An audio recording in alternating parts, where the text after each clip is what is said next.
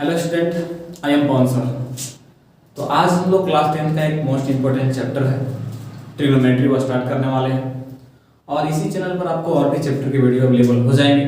अभी हम लोग ट्रिग्नोमेट्री पढ़ा रहे हैं और भी क्लास है 9, 8, ठीक है, 11, 12 का भी वीडियो यहाँ पर मिल जाएगा आपको। तो इस चैनल को सब्सक्राइब कर लें जिससे कि आपको इन्फॉर्मेशन जल्द से जल्द पहुँच सके। तो चलिए ट्रिग्नोमेट्री स्टार्ट करते हैं, ठीक है। तो ट्रिग्नोमेट्री, तो पहले ट्रिग्नोमेट्री हम लोग पढ़ने से पहले ये समझते हैं कि ट्रिग्नोमेट्री वर्ड क्या है और यह आया कहाँ से है, ठीक है। देखिए ट्रिग्नोमेट्री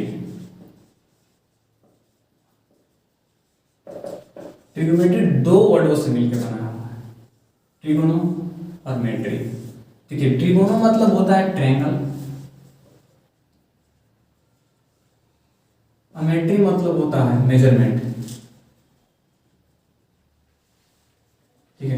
मतलब किसी भी ट्रायंगल का मेजरमेंट। एक्चुअली ट्रिग्नोमेट्री यही है। अगर इसको हिंदी में समझें तो और अच्छा से भी समझ सकते हैं, ठीक है। त्रिकोणमिति मतलब त्रिकोण मतलब तीन कोणों वाला, और मिति मतलब मापना, ठीक है। मतलब तीन कोणों वाला फिगर में अगर कोई माप करते हैं तो उसको त्रिकोणमिति बोलते हैं या ट्रिग्नोमेट्री बोलते हैं। तो ट्रिग्नोमेट्री देखिए, ट्रिग्नोमेट्री कैसे कैसे ट्रायंगल में एप्लीकेबल होते हैं, ये लोगों के माइंड में सवाल आते रहते हैं। जैसे मेरे से बहुत सारे स्टूडेंट पूछते हैं कि सर ट्रिग्नोमेट्री केवल राइट एंगल ट्रायंगल में ही लगता है, तो ऐसा नहीं है। ट्रिग्नोमेट्री आपको किसी भी प्रकार के ट्रायंगल में लग जाएगा, जैसे कि आपका स्केलेन ट्रायंगल है, इक्विलेटरल ट्रायंगल है, आइसोसेलेस ट्रायंगल है, ये सारे ट्रायंगल में भी ट्रिग्नोमेट्री एप्लीकेबल होता है। लेकिन आपको 10th क्लास में वो सारे ट्रायंगल में नहीं पढ़ना है, वन राइट एंगल ट्रायंगल में पढ़ना है। तो अगर राइट एंगल ट्रायंगल की बात करें तो यहाँ पर देखिए, यहाँ पे 90 डिग्री है, राइट एंगल ट्रायंगल है। अब इस राइट एंगल ट्रायंगल में इसको बोलते हैं बेस, ये है परपेंडिकुलर,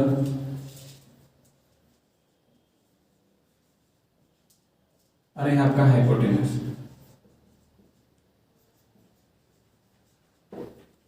ठीक है। इसको शॉर्ट में एस से डिनोट करते हैं। ये आपका पी है, ये आपका बी है। तो पाइथागोरस के अनुसार, ठीक है, पाइथागोरस पहले राइट एंगल ट्रायंगल को दिए और उसमें साइड का रिलेशन फाइंड किए, ठीक है। मतलब ट्रिग्नोमेट्री से पहले आपका ज्योमेट्री आ गया था जिसमें ट्रायंगल फाइंड आउट हो गया था। तो ट्रायंगल में साइड से साइड का रिलेशन दिए थे पाइथागोरस ने, ठीक है। तो पाइथागोरस के अनुसार अगर देखें तो साइड में साइड का रिलेशन क्या था, किसी भी राइट एंगल ट्रायंगल में जो हाइपोटेनस है, मतलब जो बड़ा वाला साइड है, उसका स्क्वायर दोनों छोटे वाले साइड के स्क्वायर के सम के बराबर होता है, ऐसा पाइथागोरस बताएं। उसके बाद ट्रिग्नोमेट्री आया। तो यूक्लिड के अनुसार, जब यूक्लिड इस पर और भी आगे की ओर शोध किए, तो यूक्लिड क्या किए कि साइड को एंगल से रिलेट करती है। तो ट्रिग्नोमेट्री होगी। और भी इंपॉर्टेंट टर्म क्या क्या है ट्रिग्नोमेट्री में, इतना तो आप तो समझ चुके होंगे। इसको क्लीन कर देते हैं।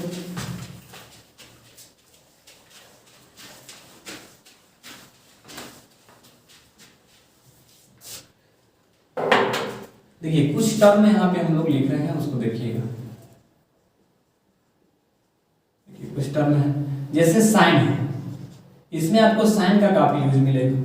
साइन है, कॉस है, ठीक है, टेन है, सेक है, कॉसेक है, और आपके पास कॉट है।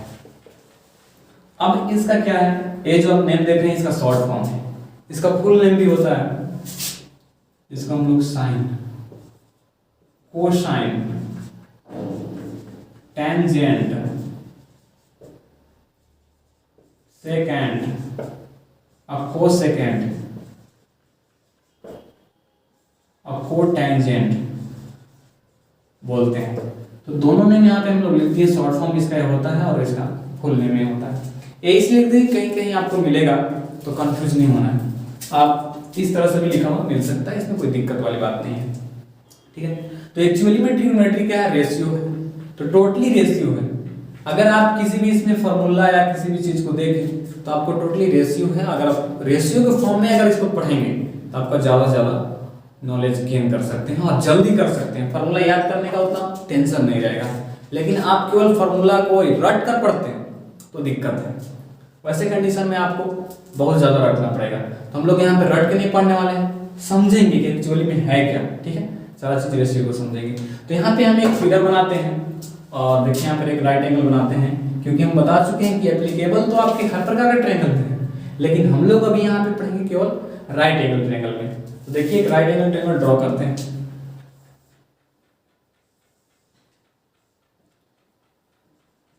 इसका नेम दे देते हैं पॉइंट का। ठीक है, ये राइट एंगल ट्रायंगल है, ये परपेंडिकुलर बेस हाइपोटेनस, यहाँ पे आपका थीटा ले लेते हैं। अब इसको फुल लेंथ को मिटा देते हैं, क्लीन कर देते हैं। चलिए अगर साइन थीटा का बात करें, साइन थीटा का बात करें कि साइन थीटा आगे होगा क्या, तो साइन थीटा एक्चुअली होता है क्या, परपेंडिकुलर और हाइपोटेनस का रेशियो होता है। ठीक है, तो यहाँ पे हम लोग कर सकते हैं P/H, मतलब परपेंडिकुलर हाइपोटेनस का रेशियो है साइन थीटा इस एंगल के साथ। लेकिन कभी कभी आपको होता क्या है, ये थीटा यहाँ ना देकर यहाँ दे देता है, तब आपका कुछ चेंजेस होगा। क्या चेंजेस होगा, परपेंडिकुलर ए ना होकर ए हो जाएगा इस कंडीशन में, और ए वाला आपके पास बी हो जाएगा। तो ऐसे में कंफ्यूज नहीं होना है, फिर आप परपेंडिकुलर ए वाला लीजिएगा। ठीक है, तो ऐसा कंडीशन बनेगा। तो यहाँ पर अगर साइन थीटा की बात करें तो ए वाला साइड होगा, समझे, मतलब इसके सामने ए परपेंडिकुलर होगा। ठीक है, यहाँ पर अगर इसको P कर दिए तो यहाँ पर भी P/H ही होगा, लेकिन अगर यहाँ पे B रखें और यहाँ पे P रखें, ठीक है, तो यहाँ पर B/H ही साइन थीटा हो जाएगा। तो इसमें कंफ्यूजन नहीं होना है, क्योंकि थीटा के अनुसार हम लोग चलेंगे। ठीक है, तो अगर यहाँ पे थीटा है तो थीटा के सामने वाला साइड ही परपेंडिकुलर होता है। ठीक है, मतलब अगर आप ऐसे सोचें कि यहाँ पर कोई आदमी है और उसको ऑब्जर्व कर रहा है किसी पॉइंट को, तो यहाँ से मतलब जहां से आदमी देख रहे हैं उस पॉइंट से सामने वाले साइड को परपेंडिकुलर बोलेंगे। ठीक है, तो एक क्लियर है आपका। चलिए आगे चलते हैं। अगर cos थीटा का बात करें तो cos थीटा आपका क्या है, बेस और हाइपोटेनस का रिलेशन है, मतलब रेशियो है। ठीक है, अगर tan थीटा का बात करें तो परपेंडिकुलर और बेस का, परपेंडिकुलर और बेस का रिलेशन है, मतलब उसका रेशियो दिया हुआ है। एक्चुअली में रेशियो है, दोनों रेशियो है। ठीक है, अगर सेक थीटा का बात करें तो सेक आपको इसमें भी आपको यहाँ पे हाइपोटेनस और बेस का ही रिलेशन है, हाइपोटेनस और बेस का ही रिलेशन है। लेकिन एक्चुअली में होता क्या है कि ये उल्टा होता है, H/B सेक थीटा, मतलब इसका अपोजिट होता है। वैसे सेक थीटा पहले नंबर है, उसके बाद इधर उसको पलट के लिखना हो तो उसका क्या नाम देना चाहिए, तो कोई भी वहां पे सेक दे दिया होगा। इसमें कोई लॉजिक नहीं है कि सेक ही क्यों नाम दिया गया, ठीक है, और साइन ही क्यों दिया गया, कॉस ही क्यों दिया गया, इसमें कोई लॉजिक नहीं है। ठीक है, एक नेम है, जैसे आपका भी नेम कुछ होगा। ठीक है, तो आपका भी नेम, मतलब कभी कभी ऐसा होता है कि कुछ उसके पीछे लॉजिक भी होता है नेम रखने के पीछे, लेकिन कभी कभी ऐसा भी होता है कि बिना लॉजिक के भी नेम रखा जाता है। कोई भी आया, कोई भी नाम देके चला गया, कुछ नहीं, उसके पीछे कोई लॉजिक नहीं। ठीक है, तो यहाँ पर इसमें कोई लॉजिक नहीं है रखने के पीछे कि साइन ही कॉस ही क्यों रखा गया, इसमें कोई लॉजिक नहीं है। तो इस पर बात करने से कोई निष्कर्ष नहीं निकलने वाला है। ठीक है, आगे चलते हैं। कॉसेक का बात करते हैं, कॉसेक थीटा, तो ये आपका यहाँ पे साइन का अपोजिट है, मतलब H/P। अगर कॉट थीटा का बात करें तो ये आपका tan का अपोजिट है, तो B/P हो गया। तो ये सारी चीज आपको याद होना चाहिए।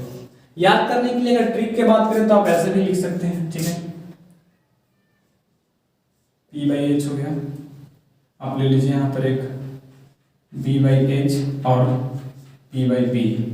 आप यहाँ पर इसको बोल सकते हैं साइन, ये हो गया आपके पास कॉस, और ये हो गया आपके पास tan।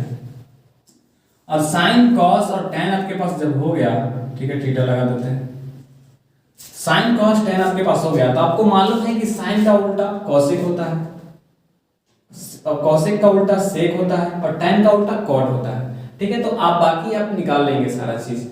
ठीक है, तो इसको याद रखने के लिए आपके पास ऐसे भी कर सकते हैं कि पाकिस्तान भूखा प्यासा, हिंदुस्तान हरा भरा, याद रख सकते हैं। तो आप याद करने में आसानी होगी। खैर हमको लगता है कि आपको इससे ज्यादा डायरेक्टली याद करने में भी आसानी हो सकती है, लेकिन आपको जैसे अच्छा लगे वैसे याद कर सकते हैं।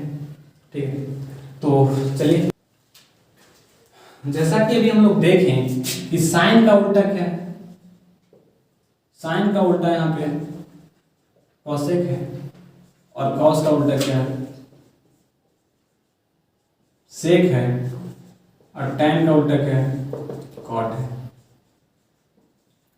ये चीजें हमको मालूम हो गया क्योंकि पीछे हम बताए थे जैसे थोड़ा देर पहले ही कि साइन का अपोजिट होता है कॉसेक, ठीक है, और कॉस का अपोजिट सेक होता है, और टैन का अपोजिट कॉट होता है। तो यहाँ तक अगर आप मालूम हो चुका है तो इसमें आप एक चीज और जानते होंगे कि अगर साइन को, साइन थीटा को कॉसेक थीटा के साथ अगर मल्टीप्लाई किया जाए तो क्या मिलेगा, 1 मिलेगा। और पूछिए क्यों मिलेगा, वाई, क्योंकि ये जरूरी है। क्यों, क्यों बहुत इंपॉर्टेंट है, ठीक है, तो क्यों छोड़िएगा नहीं, क्यों हमेशा आप पूछते रहिए क्यों। अगर किसी प्रकार के डाउट हो तो आप कमेंट में पूछ सकते हैं कि ऐसा आखिर क्यों हुआ। हम आपके थ्योरी को जल्द से जल्द सोल्व करने का भरपूर कोशिश करेंगे, ठीक है। तो यहाँ पर देखिए साइन थीटा का भी पीछे फॉर्मूला क्या बताया थे आपको कि P/H होता है, और कॉसेक का क्या बताया था कि H/P होता है। अगर ये फॉर्मूला को यहाँ पे लगाएं तो H से H कट जाएगा, P से P कट जाएगा, क्या मिलेगा, टोटल रेशियो 1 मिलेगा। तो इस प्रकार से हम लोग कह सकते हैं कि साइन थीटा और कॉसेक थीटा का मल्टीपल 1 के इक्वल होता है, राइट। इसमें कोई किसी को कुछ कंफ्यूजन नहीं है, होना भी नहीं चाहिए। चलिए आगे देखते हैं। अगर cos थीटा को sec थीटा के साथ मल्टीप्लाई करें तो इसमें भी 1 आएगा, और इसमें क्यों बताने की जरूरी नहीं है क्योंकि आपको हम ऊपर बता चुके, जस्ट सेम फॉर्मूला यहाँ पर भी अप्लाई कीजिए। जो कॉसेक का फॉर्मूला होता है सेक का तरीका सेम है, ठीक है। तो यहाँ पर अगर अप्लाई करें आप तो यहाँ पे आ गया क्या, B/H और इंटू H/B, H से H कटेगा, B से B कटेगा, तो 1 ही मिलेगा। tan में भी सेम होगा, tan थीटा और cot थीटा का रेशियो की बात करें तो इसमें भी 1 होगा। इसमें क्यों होगा, क्योंकि यहाँ पे P/B हो गया और B/P हो गया, इसमें भी कट जाएगा तो 1 मिल जाएगा रेशियो। तो हम लोग यहाँ तक जानकारी हासिल कर चुके हैं, ठीक है। तो यहाँ तक किसी को कोई दिक्कत नहीं होना चाहिए। तो चलिए स्टूडेंट, हमने पढ़ ली कि कैसे साइन और कॉसेक का रेशियो 1 आता है, मतलब मल्टीपल 1 आता है, ठीक है। तो ये सब सारी चीजें पढ़ ली। अब बात करते हैं हम लोग कि एंगल का, जैसे ट्रिग्नोमेट्री में किस किस एंगल तक पढ़ना होगा हमें, ठीक है, कि कौन कौन से एंगल पर वैल्यू फाइंड करना होंगे। तो आपके पास एंगल जो 10 क्लास में पढ़ना है, और थीटा के वैल्यू आपको जो रहेगा, एंगल जो रहेगा 0 डिग्री, ठीक है, 30 डिग्री, 45 डिग्री, 60 डिग्री और 90 डिग्री। बस आपको एंगल 90 डिग्री तक ही पढ़ना होगा, और वो भी एक लिमिट दी, मतलब लिमिटेशन है यहाँ पर कि 0 डिग्री पर ही आएगा, 30 पर, 45, 60 और 90 पर ही आएगा, इससे बाहर आपको नहीं जाएगा, ठीक है। तो इसमें एंगल जो आने वाले हैं आपको, जिसमें आपको साइन का वैल्यू निकालना होगा, कॉस का वैल्यू निकालना होगा, ठीक है, सेक कॉसेक का वैल्यू निकालना होगा, उसका एंगल आपको या तो 0 डिग्री पर मिलेगा, या तो 30 पर मिलेगा, या तो 45 पर, या तो 60 या तो 90 पर मिलेगा। इसके अलावा आपको 120, 180 इसका वैल्यू नहीं पढ़ना है, ठीक है, क्योंकि अभी आप 10 क्लास में हैं, तो उस लेवल से आपको वहां तक ही जानना जरूरी है, ठीक है। तो हम लोग भी वहीं तक अभी बताने वाले हैं। तो चलिए स्टूडेंट, देखते हैं कि थीटा के 0 डिग्री एंगल पर, मतलब 0 डिग्री एंगल पर साइन का वैल्यू क्या होता है, 30 डिग्री पर साइन का वैल्यू क्या होता है। इसी तरह से हम लोग कॉस का भी देखेंगे, ठीक है, सेक, कॉसेक और कॉट और टैन सबका देखेंगे। तो हम लोग एक चार्ट बनाते हैं, ठीक है,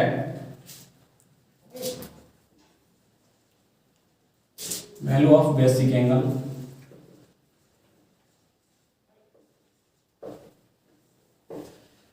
अगर थीटा का बात करें तो यहाँ पे थीटा हो जाएगा साइन, कॉस,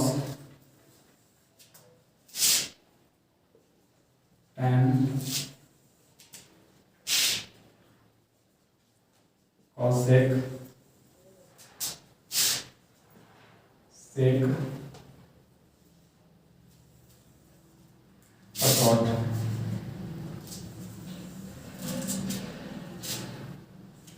पूरा हम चार्ट बना लेते हैं। ठीक है, फिर अब देखिएगा कैसे किसका वैल्यू हम लोग निकालेंगे। तो जरूरी है यहाँ पर देखना कि आप वैल्यू कैसे फाइंड करेंगे, क्योंकि पूरा को याद रखना थोड़ा स्टूडेंट के लिए मुश्किल होता है, लेकिन हम आपको इस तरह से बताने वाले हैं कि आपको मुश्किल नहीं होगा। ठीक है, अगर फिर भी मुश्किल होगा तो वो तो दिक्कत है, उतना तो आपको करना पड़ेगा। तो देखिए 0 degree, 30 degree, 45 degree, 60 degree, 90 degree. चलिए स्टूडेंट, तो हमने यहाँ पर चार्ट बना लिया है। अब देखते हैं कि इसमें वैल्यू साइन का 0 डिग्री पर कैसे फाइंड करेंगे, 30 पर क्या होगा, 45 पर क्या होगा, 60 पर क्या होगा, 90 पर क्या होगा। तो पहले आपको करना क्या है कि यहाँ से नंबरिंग कर लेना, 0 से शुरू कीजिए, 1 2 3 और 4, फिर इस नंबर से आप 4 से डिवाइड कर दीजिए।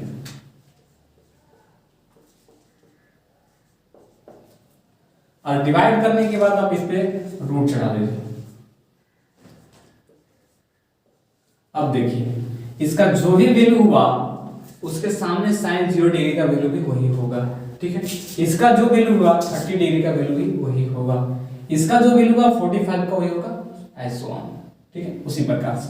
तो आप यहाँ देखिए अगर 4 से 0 में डिवाइड करें तो 0 आएगा, 0 का रूट अगर करें तो 0 ही आएगा, तो यहाँ पे 0 हो जाएगा। मतलब साइन 0 डिग्री का वैल्यू क्या होता है, 0 होता है। 30 का वैल्यू यहाँ पे बात करें तो 1/2 होगा, क्योंकि 4 का रूट निकल जाएगा आपके पास, यहाँ पे 2 आ जाएगा। यहाँ पे क्या होगा, अगर इसका बात करें कटने के बाद 1/2 आएगा, यानी कि नीचे 2 होगा तो 2 का रूट तो नहीं निकलेगा, तो 1/√2। 4 का अगर निकल जाएगा तो √3/2 हो जाएगा। इसका कट के 1 आएगा, 1 का रूट 1 होता है तो 1 हो गया। ठीक है, तो आप साइन का लिख लें। अगर आपका एक का वैल्यू मालूम हो गया, साइन का मालूम हो गया, तो बाकी सारा वैल्यू आप खुद से लिख सकते हैं। देखिए कैसे लिख सकते हैं, बस हम लोग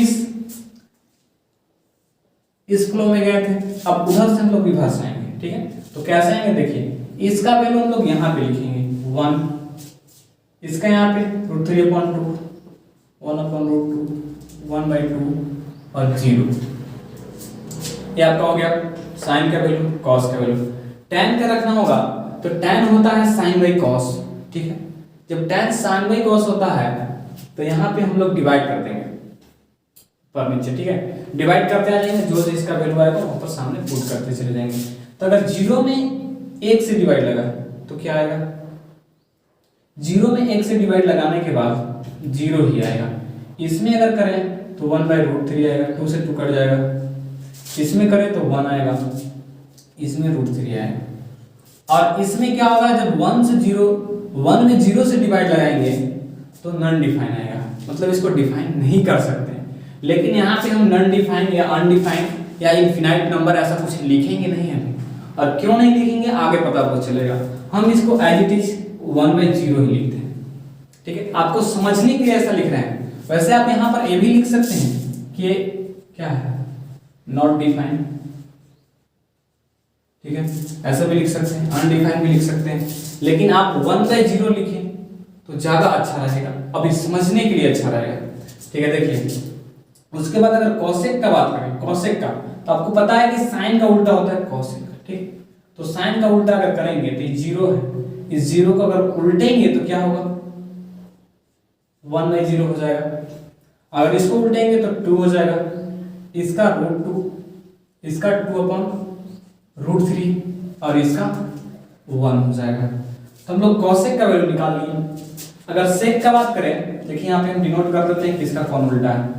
ठीक है, तो ये आपके सेक का उल्टा हो गया, कॉसेक सेक। ठीक है, तो यहाँ पर देख लीजिए, अब कॉस को 1 का उल्टेंगे तो यहाँ पे 1 आएगा, इसका 2/√3, इसका √2, इसका 2 और इसका वैल्यू आएगा आपके पास 1/0। नीचे 1 है, 1 जाएगा ऊपर, नीचे 0 आएगा। तो ये भी आपका हो गया क्या, नॉट डिफाइंड। लेकिन हम यहाँ पे 1/0 भी लिख रहे हैं क्योंकि आपको समझने में आसानी हो। आगे चलिए, अब आपको पता है कि कॉट जो है tan का उल्टा होता है। जब tan का उल्टा है तो इसको हम लोग उलट देंगे, तो यहाँ पे इसको उल्टेंगे तो ये होगा 1/0। ठीक है, ए भी नॉट डिफाइन है, ए भी नॉट डिफाइन है, यहाँ पे आप लिख सकते हैं।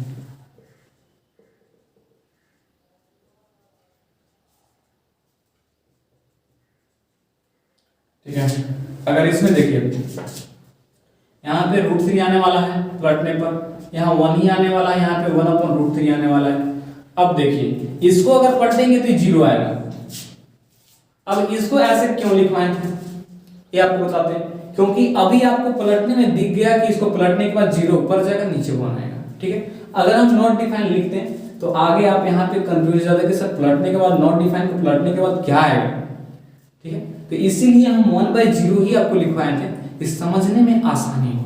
ठीक है, तो चलिए स्टूडेंट, हम लोग पूरा देख लिए किस प्रकार से चार्ट आया, तो पूरी चार्ट को आप समझ लिए हैं कैसे हुआ है।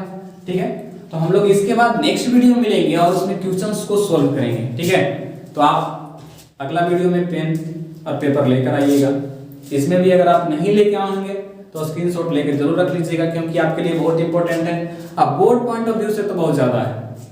अगर आप 9th क्लास में पढ़ रहे हैं तो वीडियो को जरूर से जरूर देखें, क्योंकि एक आप ओवरव्यू ले लें कि नेक्स्ट क्लास में आपको इजी हो। ठीक है, ओके, थैंक यू, जय हिंद।